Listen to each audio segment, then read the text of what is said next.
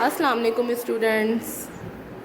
Students, आज हम करेंगे इसमें मारफा की सरगर्मी। मैंने आपको प्रीवियस क्लास में इसमें मारफा की तारीफ़ समझाई थी। ऐसे अल्फाज जो किसी ख़ास शख्स के लिए, किसी ख़ास जगह के लिए इस्तेमाल किए जिनसे इसमें मारफा कहते हैं। आइए स्टूडेंट, कायद-ए-आज़म मोहम्मद अली जिन्ना पाकिस्तान के बानी हैं।